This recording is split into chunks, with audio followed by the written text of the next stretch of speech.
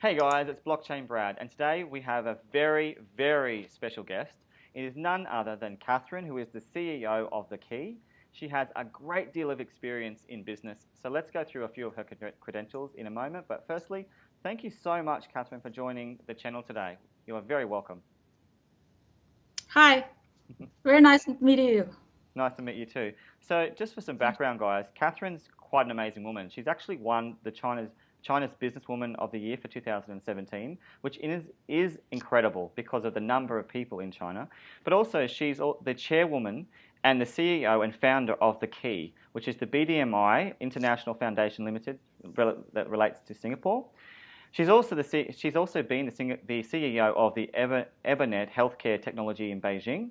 She's been the senior manager of the IMS Healthcare Service in China, and also, impressively, she's been a physician in Beijing at a very important hospital. So thank you so much, Catherine. You've had a lot of experience, and we're really excited to have you and explain what TheKey is. So let's get started with the first question. Okay. The slogan about TheKey we see on the website is about unlocking the future. And we see also on the website that TheKey is a decentralized ecosystem of an identity verification tool. And it's all about using big data and blockchain. Now that's a really big mouthful for a title. So could you do us a favor and just explain simply what is TheKey about? Okay. So first of all, thank you for your introduction, and it's my pleasure to be here to introduce the THEKEY project to the audience. I don't know who will the audience will be, but probably it's a good chance to introduce our project to the world. Absolutely. One of the things that is very true, Catherine, is that many people don't know about TheKey. So we're so honored that you can bring this to the West and bring this to the global platform. So go ahead. Yeah. So what is TheKey? Well, the THEKEY project is now developing a second generation online identity verification technology known as the BDMI, which stands for the blockchain-based dynamic multi-dimension identification technology. Wow. By way of the background, the first one is the real world IDV is needed in every aspect of life. And the second is that in the digital world, there is no IDV, there is no trust. No trust. If there is no IDV, there is no trust, right? Right. And third is that at present, there is no existing IDV tool which is able to generate undeniable IDV results. Okay. So that's a So key now, word, the undeniable and unalterable. I noticed that there are two yeah, words in your white paper. They're important. yeah. And now that the key is the developing a second generation online technology, IDV technology, which is able to generate a non-deniable IDV result. Wow. Because IDV is so fundamental to the digital world, to the blockchain technology, as well as to distributed trust. So we call ourselves as the key. I see. And we're going to talk about that relationship with another entity called Ontology later. But what is interesting about what you said is the word trust. Why is trust so important for the blockchain? Not only for the blockchain, it's for the internet. Right. Because we want to move our offline activity, all of our offline activity to the internet, to Okay. migrate ourselves to the internet. But Wow. right now on the internet, we only can do some application which is with the light IDV. Okay. But for those require the heavy IDV, the application cannot be completed on the internet. That's why before migrating to the internet, we have to bring the real identity to the internet also. Okay. So given the scope of the internet, That's a very big project that you're achieving, and not many companies, I assume, would be doing this kind of very ambitious project, because you're utilizing an internet that is global. So would you argue, Catherine, that you're the first to do something this big and this ambitious? Yeah, it is ambitious because right now we have seen a lot of IDV products which are not using the big data, especially using the government data. Right, and that's a really key That's word. very challenging, yeah, to Wow. persuade the government to release personal related ID data to serve better for the individuals, for the outside companies. It's very challenging. And even though we're digressing slightly, how did you achieve that? That's an incredible achievement, that you managed to persuade governments in the Asian area, in the Asian belt of the world, to take on the key and to accept it as a possible utility for their countries. That's an amazing achievement. Mm-hmm. Did you have to consult a lot? And did you have to really work hard to establish those relationships with those different governments? Because right now, we actually, during these 2 years, we have established a very close relationship with government. On one hand, we serve the individuals for the government to move all their official activities to the internet. And at the same time, so we have the foundation of the connection to the data, the individual ID related data.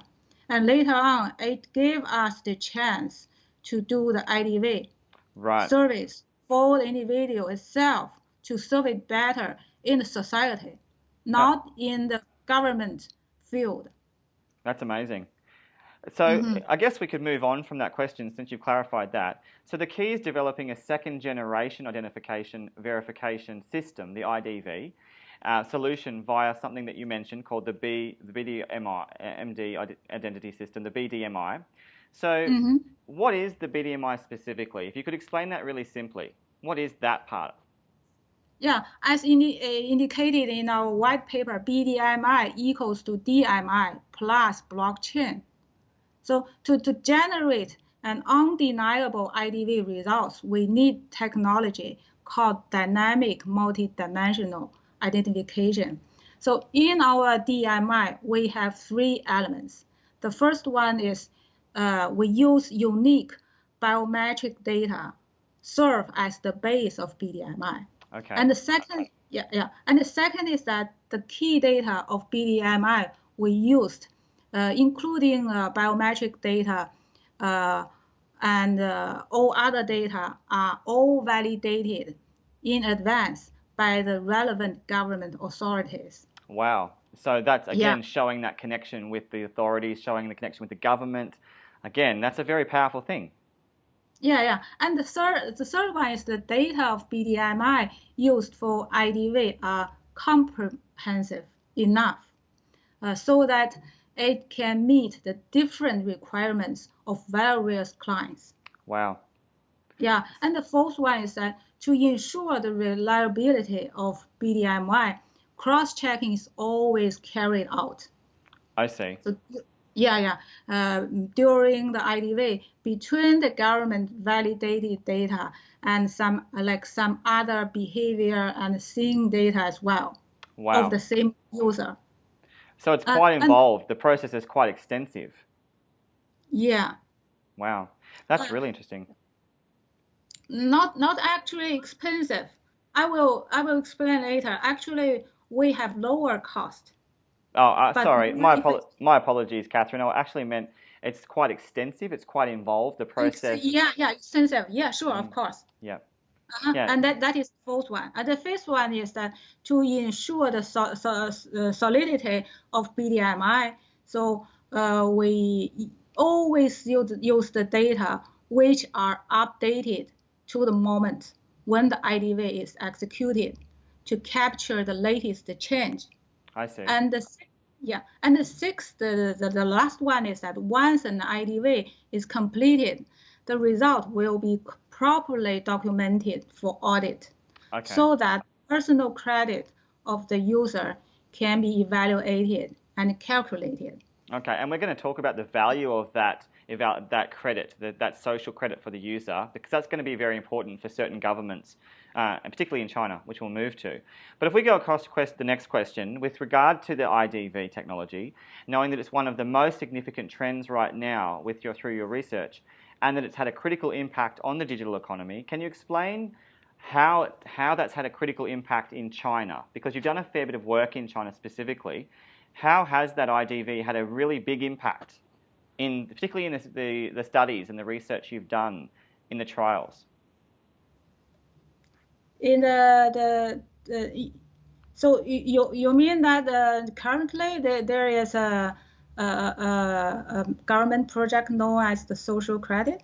Well, that's true. Well, we're going to talk about that social credit system later, so I'm glad you've mentioned that. But just generally, with regard to the IDV tech, it's one of the most significant things that's happened at the moment with your research.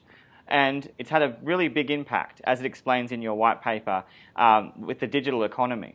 So if we talk about the digital economy of China as it's evolving, what is the potential of IDV in the area you focused on most, which is China, given that you've done trials as well? How can IDV really have a big impact? How can it help?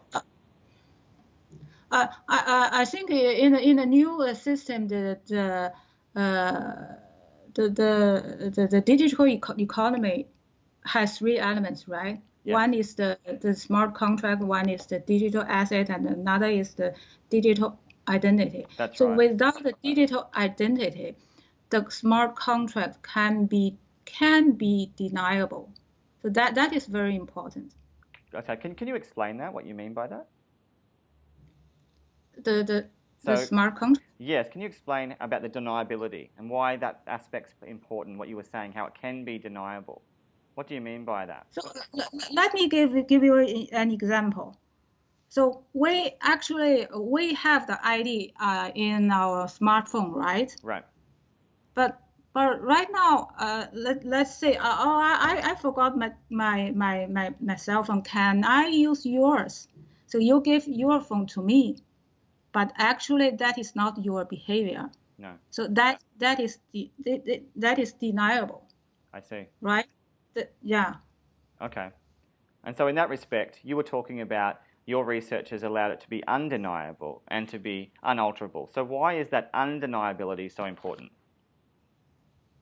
Undeniable? Yeah, why is that so important, given that deniability is an issue that has been raised, and in your white paper, undeniability is the value point. Why is the undeniable so important?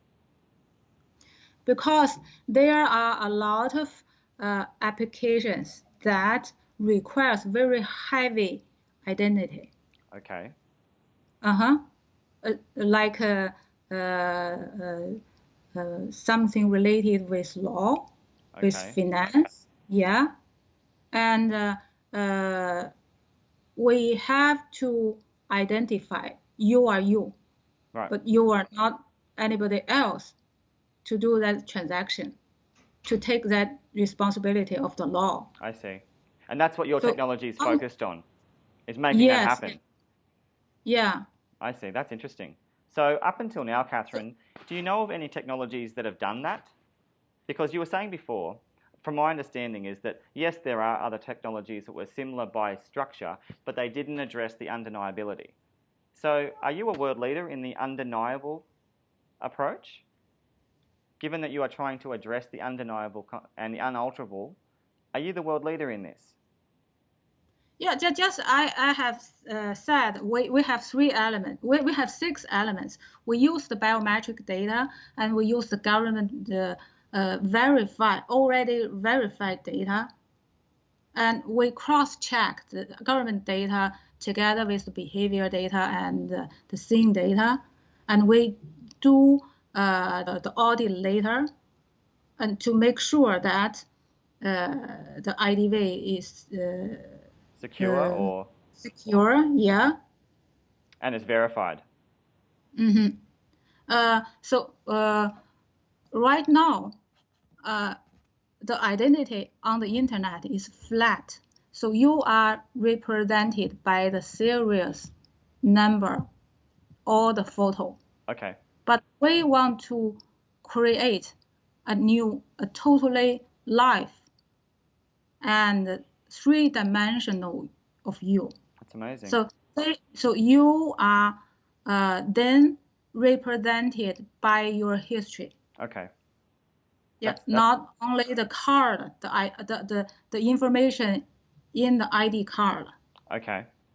Mm-hmm. And we'll get to some of those things later. That sounds very exciting and very organized. Let's talk about something that is quite an astounding achievement that your project has achieved already. So the IDV solution is being deployed currently in 41 cities, Catherine.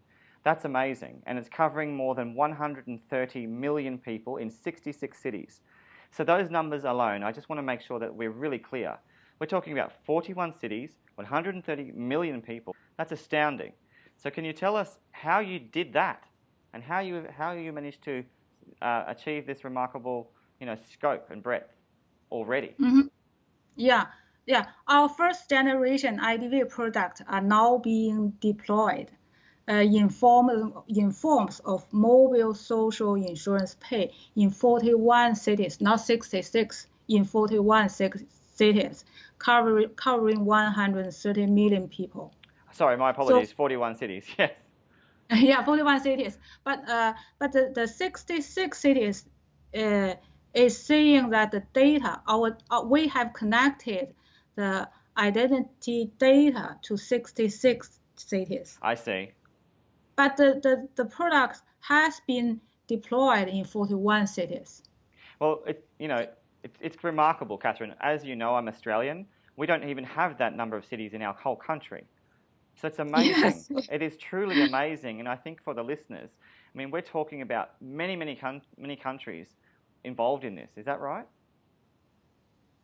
Yeah. That's amazing given that you haven't even had an ICO. You haven't even released a token yet. And already you're very well established. Yes, and the government, you know why the reason, what is the reason the government supports us? The government supports us simply because they need our IDV technology for fraud control of their social insurance scheme. Exactly. So that is the major reason why the government supports us, not because we can do something magic or we have special relationship with the government, the Chinese government. Yes. But we did solve their problem. Exactly. And also, I mean, given that the decentralized system is existent now, would you argue that it also is a case of efficiency for governments? It's a case of cost saving. Is that another reason, not just trust, but it's also designed to help the government save money? That is only one aspect. Right. So on one hand, we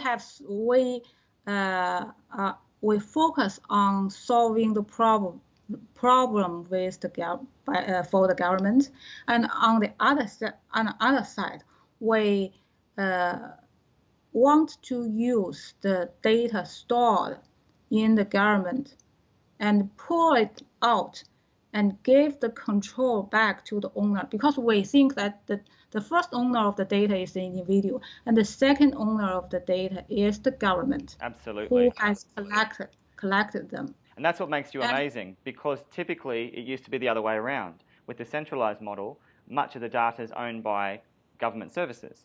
Yes. So you're empowering people through your technology. Yeah. And nowadays, because the government has seen that we can serve the individual better and better to make their life more convenient by pulling out the data, so they trust us. They allow us to use the government data to better serve the society. That's amazing. And if we could just talk about enterprise, because as you'd know, Catherine, often governments are linked with enterprise.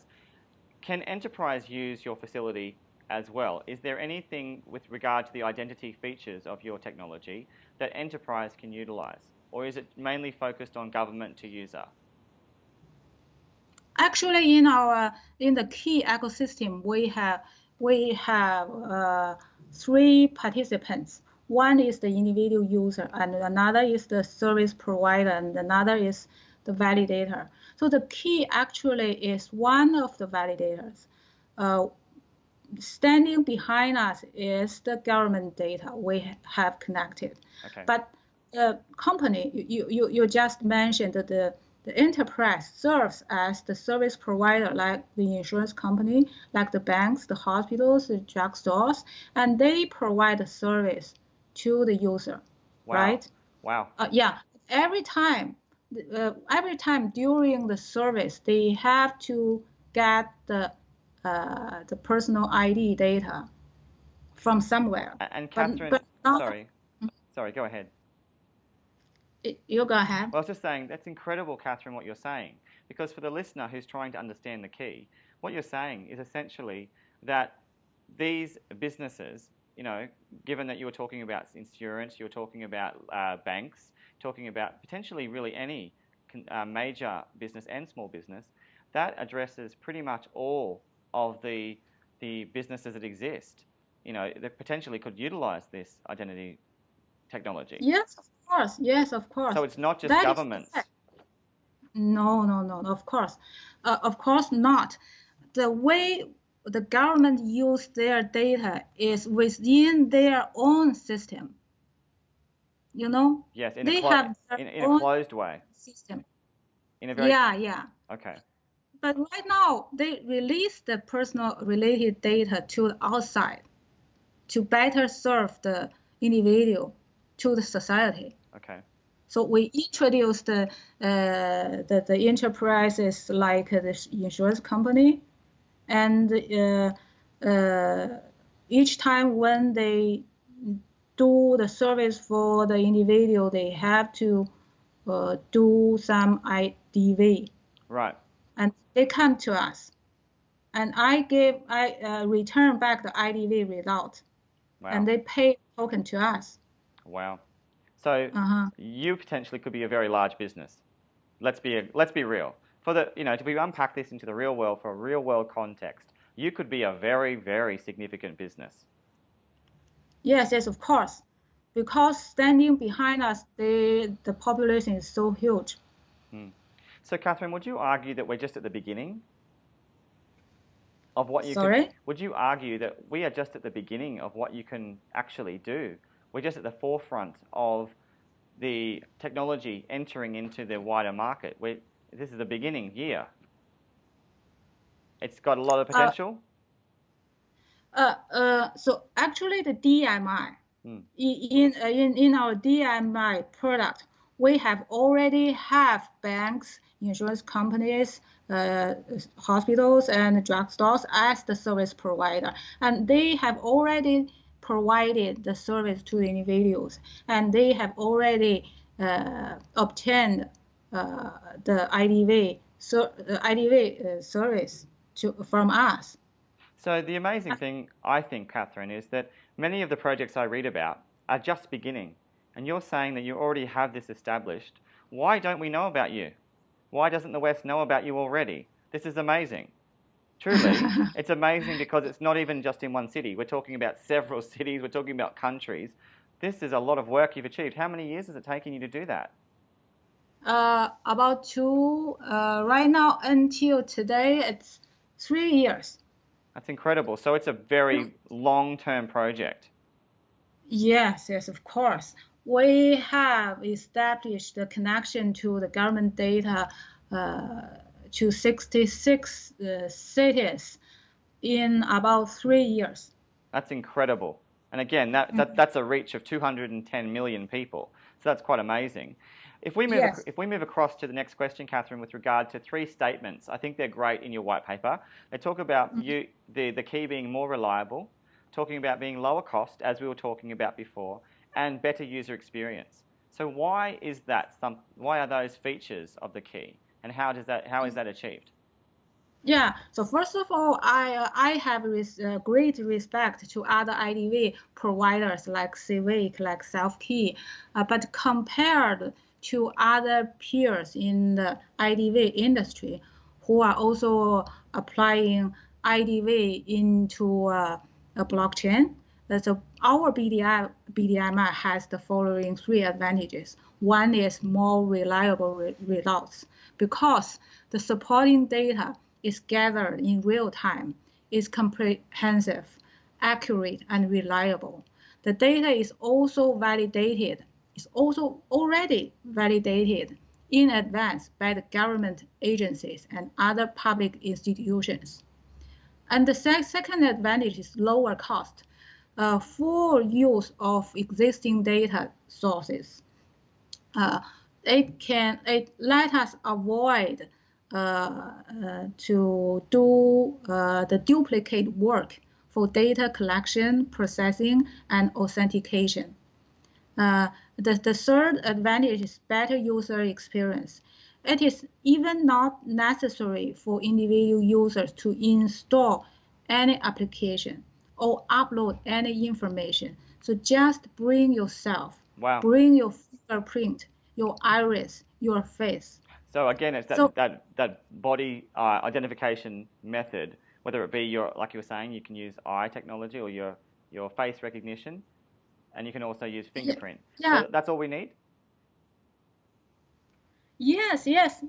Let me explain it to you. So right now, on other IDV product, you have to input your personal information into your phone. Okay. In application, and tell the phone that this is Catherine and this is my fingerprint. Yes. But that is very wrong at the beginning, because how do you know the fingerprint is Catherine's? Exactly. It may be yours. That's right. Right? Yeah. And in case that the user lost, the phone is lost. So how about the identity? Then the identity is lost, right? Right. So in our case, we don't need to input any personal information into any application in the future. That's but amazing. Right now we are developing an application. But in the future, actually, so you don't have to even in our application, we don't even need you to input your own personal information. Just give me your ID number or your fingerprint. I will know who are you. I don't need you to tell me who are you. That's I already amazing. know who are you, because I have connected to the government data, Wow. which is updated, which is verified 7 by 24. Wow. So Catherine, given that it's so seamless and so easy, are you hoping to extend your relationship with more governments? And how far do you want to extend it? Are you hoping to go across the globe? Globally?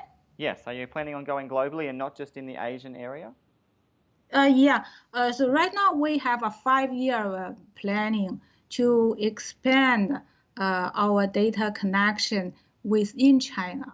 Right. So almost at the end of the 5th year, we are able to connect almost all cities in China. We hope.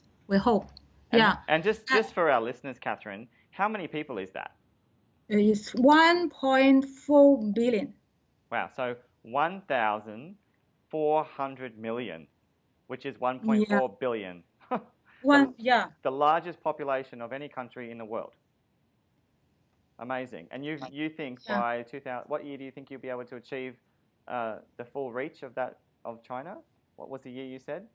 About 5 years? Yeah. So right now, China, we have around 300 cities. So we have already connected 66. It's 1/5. That's incredible.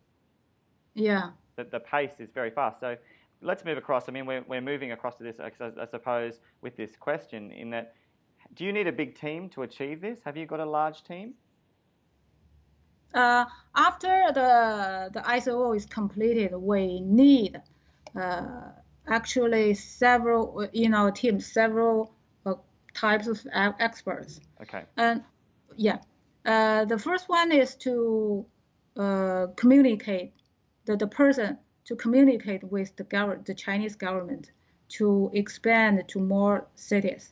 And the second, that we want to involve more KOLs in the IDV industry. Sure. Yeah.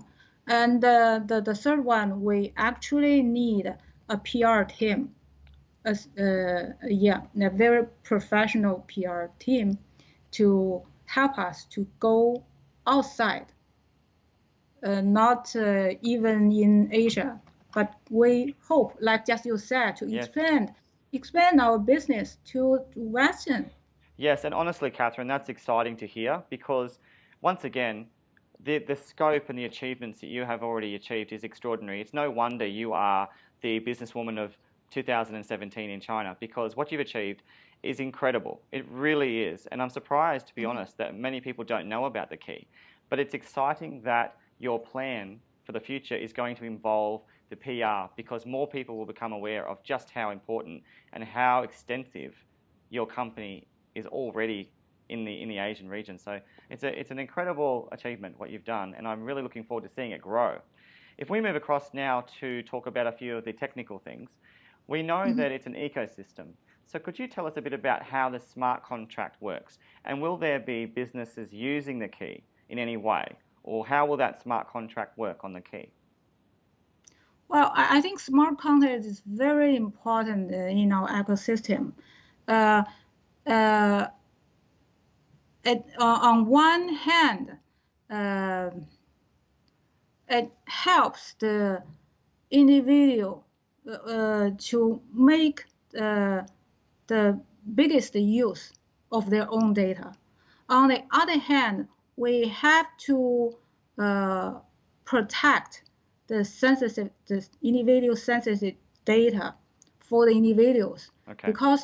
Because when an individual comes to the service provider, the service provider will give a list of information which is needed for IDV and ask the user to give the authentication to them so that they can finish the IDV. But from the individual side, they don't know which set of data is the standard set of data for the service provider. I see. So under the smart contract, we set all rules in different industry for them to using the data for IDV. That's interesting. And yeah, and by using by this way, we will protect individuals' data for them. Right, and Catherine, I wanted to ask you, as you mentioned before, companies like banks could essentially establish a smart contract. That's possible. Is it also possible that some of the companies that will use TheKey will also have their own tokens and their own system, or not? Is it likely that they will also run on a blockchain or run in some way where they'll be decentralized? They have to be part of our ecosystem. Okay, thank you for clarifying that. To use our TKY. So when the person comes to the service provider, the individual pay TKY to the service provider for the service. Yes. And the service provider need to do the IDV, they come to us. Sure. And they pay part of the tokens that the individual has paid to them, to us, for the IDV service. I see. At the same time, when the IDV is completed, the individual side can keep that set of the data. But of course, that set of data is static, right? Right. But next time, when it happens that the next service provider, their IDV requirement, the previous static set of data is enough for the IDV of them. Right. So at that time, the service provider don't need to come to us. They just pay the token to the individual. Okay. To individuals.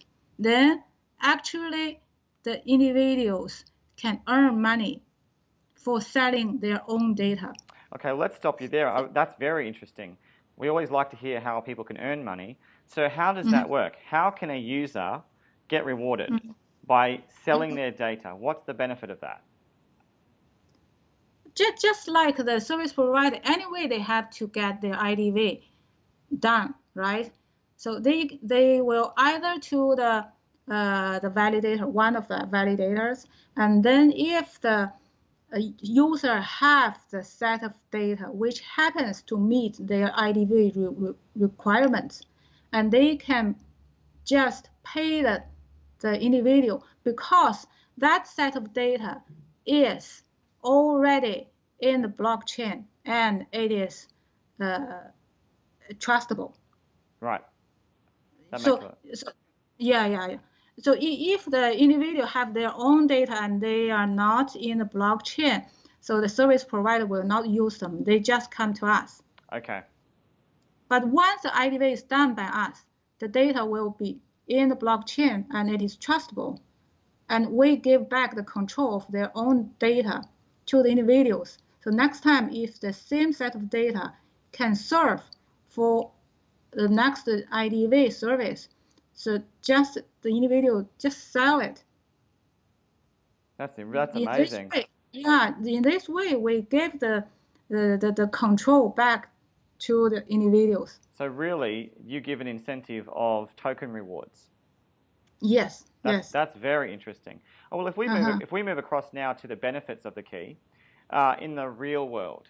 So that's so important right now in that you've talked about how you've already established the key in many regions.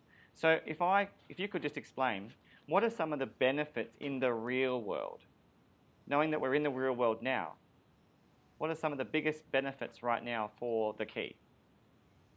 So actually, every aspect of our life is in need of IDV. IDV based on BDMI technology. For example, the security check, the access permission, the medical treatment, and shopping, etc., etc. So the existence of the key ecosystem will make the internet and the real identity integrated together to facilitate your life. All the benefits you mentioned, like the fraud protection. So actually, every aspect of our life is in need of IDV, right? Right.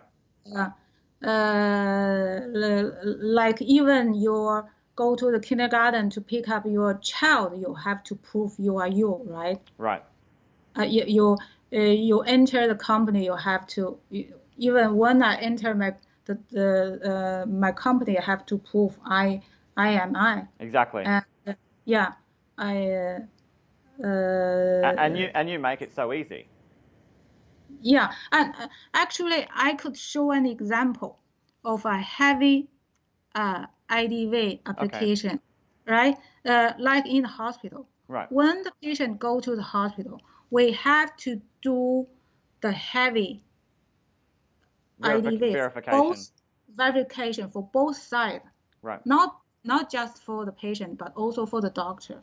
Yes. So the doctor have to have the medical education background, the according practice. Yes, and we're talking about checks as well. We're talking about checks so that both parties can receive treatment or provide the treatment. So it's a very full-on process. It's very detailed and very time-consuming. Yes, but using our IDV, it's automatic. Right. And it's reliable. So moving that into the real world, Catherine, that's fast. That's efficient. Yes, sure, of course. So surely many more companies like hospitals, like you were talking about, must be very interested around the world. Yes, actually a lot of people have asked the question. So you have connected only to the government, the Chinese government data. So actually you can only provide service to the Chinese citizen. So that is the question they always ask me. Yeah, but just imagine how huge the Chinese population is. Yes. for the service provider, so right now we have the local companies, the insurance company, the banks or the hospital, but we can also invite foreign companies Yes. into our China market. So that will be very attractive for them. Very much so, Catherine. And also, it's very clear that many Chinese companies that you work with, they have interest in many other countries as well. And so for that reason, already there's connections moving into the global space because they're aware of what you're doing for those companies and they're far-reaching. So it's very exciting what you can achieve. Have you seen signs? I know that you've done some work outside of China as well, in Singapore, for example, and many other regions. Have you seen signs of significant growth outside of China, or at the very least interest from other countries? Yes. So actually, we had already had a plan to expand globally. So maybe the first stop is Singapore, Hong Kong. Sure. And later on maybe Europe, and later on, actually in January of our trip, we want to speak with the American government also. Wow, that's really exciting, Catherine, to hear that. Yeah. So I guess, some of the areas, let's talk about industry because that's where we're leading. Some of the industries that you cover could be insurance, security, intellectual property, healthcare we've talked about, commercial and enterprise, we've done a lot on that, legal, political. So really there's no stone left unturned in terms of industry in what you could do. You could actually use this in every industry that operates. Yes. That's amazing. Yes, of course, because the government data is not specific for a specific industry.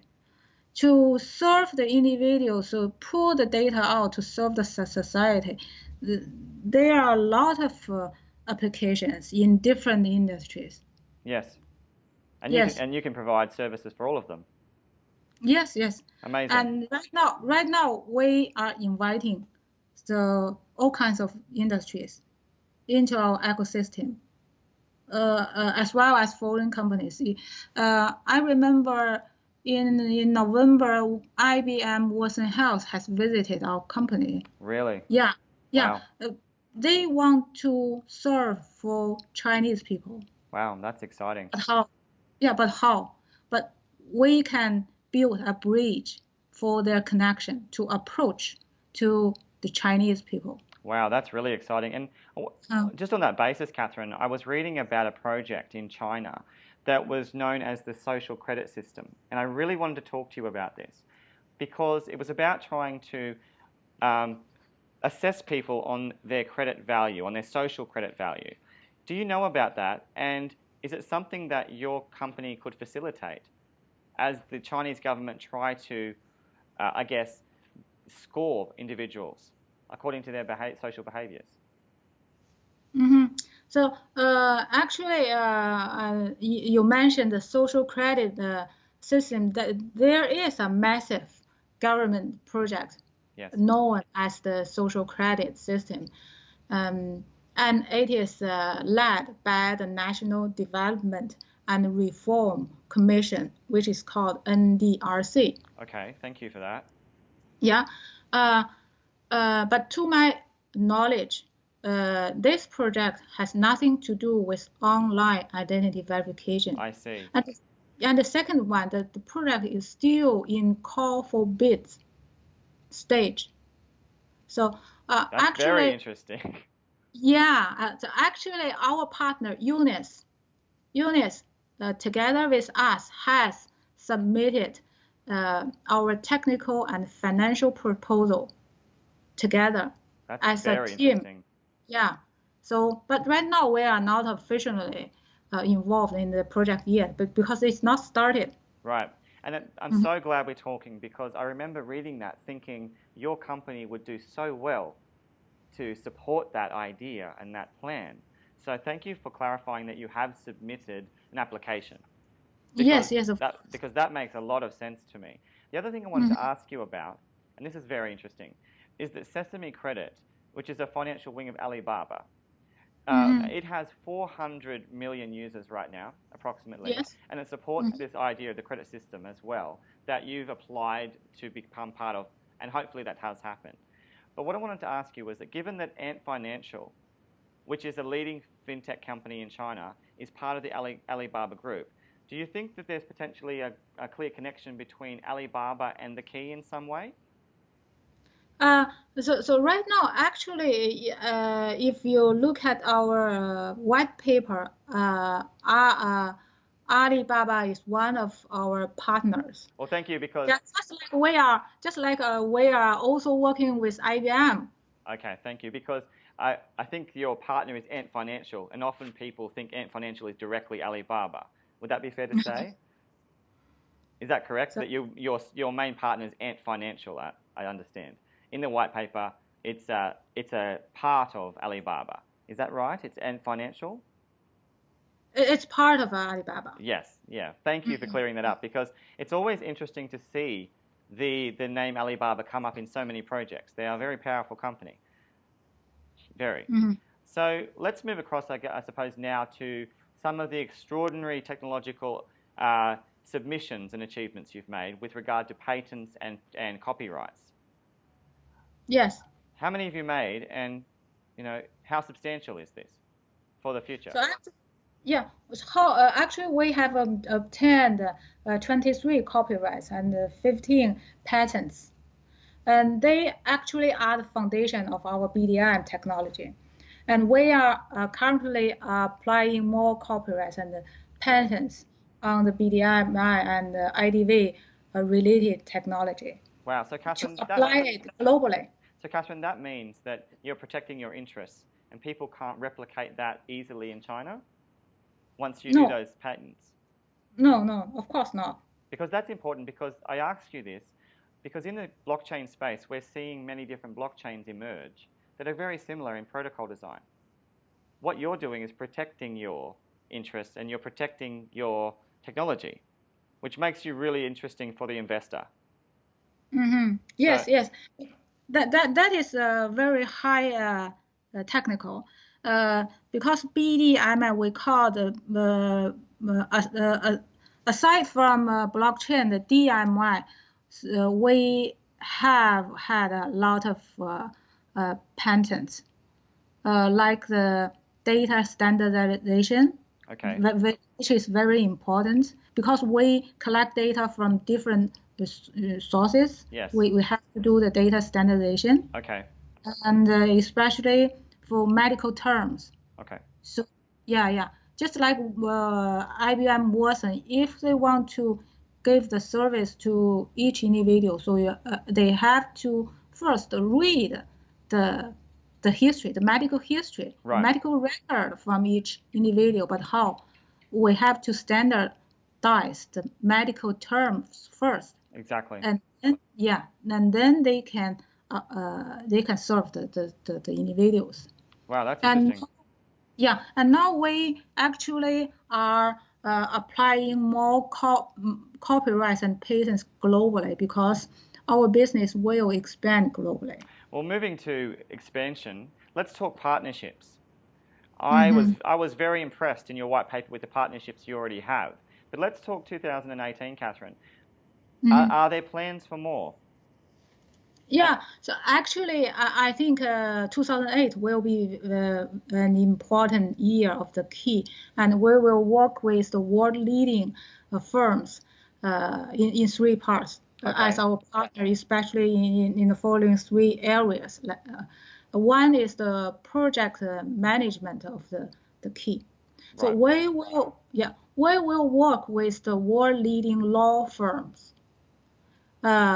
Like in the area of digital currency, to make sure that we always follow all the applicable laws. I see. And the second that we will also work with the world leading accounting firm. Wow.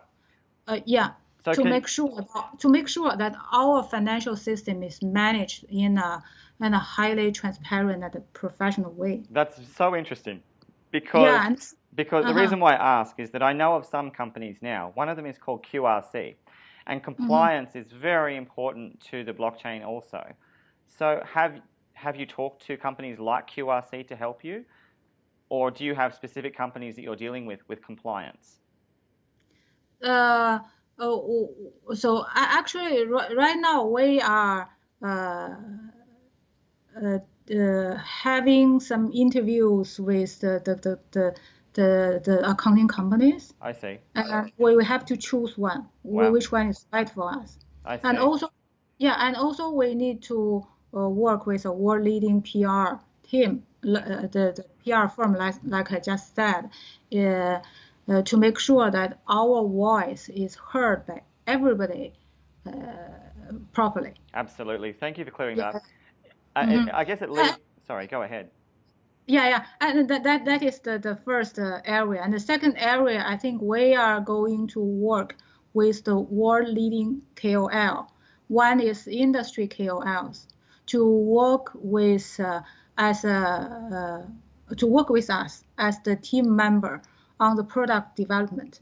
And the second is academic KOLs to work with us as advisors, like Stanford University. Wow. Yeah, and the third one that we are also going to work with partners Wow. on business development to explore the possibility of promoting our IDV service outside China. So So marketing. yeah, marketing. I see. You are a very organized woman with your team because this is a very well thought out plan and you've thought about different facets of what is becoming a very polished diamond, and that is your company. Let's move across to Neo. You know I'm a bit of a fan of Neo. It's clear that you are utilizing the Neo service, but let's move across to Ontology as part of the entity that is the network. It's interesting that you're talking so much about trust because Ontology is a trust network. It is not a blockchain. Are you going to be using Ontology in any way? Well, actually, the key is a partner of the ontology network. That is why Da Hongfei invited us to build on Neo. And ontology focus on cross-chain solution, but the key will focus on IDV. Yes. And serve as the fundamental, the underlying layer of the ontology. Right. So we will together serve the same objective to develop bilateral or multilateral trust in the digital world. Amazing. And what's interesting also, Catherine, is that Hongfei Da was also an investor, as I understand, in your company. Is that right? Yes, of course. They are our angel investor. Wow. So he really believed in your company's plan. Yeah. That's amazing. I guess, Uh-huh. and speaking of Neo, the key is the underlying basis for future artificial intelligence projects. So I really wanted to talk to you about that because Deep Brain is a very prominent plan, or it's a project that's going to be on Neo. So is there an interconnection at all with things like Deep Brain, or what's your plan with artificial intelligence? Well, we haven't had that discussion with Deep Brain because they are now also being with ICO, but the key may provide IDV service to Deep Brain in the future. That's very exciting. Yes, of course. Like I said, it is a fundamental need, not even in Neo, but also in other public chains. Yes. Yeah. Thank you for making that clear. And we've talked about the roadmap. It's looking very good for 2018. I guess, Catherine, the last thing I wanted to ask you, and thank you so much for your time, is if we put you in a different hotel, because we know you're traveling right now, in the time of 2020, and it's anywhere in the world, you can be there, and you're thinking about all the things you've achieved, if it's 2020, what do you think? What would you imagine you've achieved by that time? Well, that is in the future world. In the future world, I think everybody have migrated to the internet, right? Right. So right now I have a lot of cards in my bag, like the ID card, Sure. or the card to the shopping card. But right now we all connect our card to the mobile phone, Right. right? So right now we only bring our phone because the phone works as our ID. So Sure. every information is stored in the phone, right? Sure. But that is not the future. In the future, we don't even have to bring the phone. Wow. So how about if the phone is lost? How about the phone is lost? So does that mean that our identity is lost? No. So actually, in the future, you don't have to even to bring the phone. You just bring yourself. That's amazing. Yeah, and you go to the hospital. You go to the hospital. You go to the hotel for check-in, and as long as they have a device or equipment that can receive your biometric data, like the fingerprint or iris or face, so the hotel will know who are you. That's incredible. Catherine, you've explained so much. You've explained things like you're currently focused on the Asian market, but there's clear indicators you're going to be much more global in the next few years. You've made it so clear also that it's not just governments that you're focused on. You're also making sure that you support business and you support enterprise and you fundamentally support the ease of transaction between user and the technology. It's an exciting time for you. I wish you all the very best, and I can't wait to follow you in your journey. Thank you so much for your time. Is there anything you wanted to add at all to just to finish off this very interesting interview? Yeah. So first of all, I would thank you for giving me a chance and opportunity to be here to following your question to introduce our project to the You're very world. welcome. It's amazing. It's Yeah. truly amazing. I do hope we could have another chance if you still have some questions from other people Sure. who are so interested in our project. Sure. At this time, I wish you all a Merry Christmas. Thank you very much. And please also hold the key and join the key. I think the key is the project you can always trust and rely on. What a great phrase to finish on, to always trust in the key. Yes. So Catherine, thank you for your time. You're a very interesting person, you're a very intellectual person, and you're leading something that's going to potentially change Asia and the world. So thank you once again on behalf of everyone who's been listening. Thank you very much.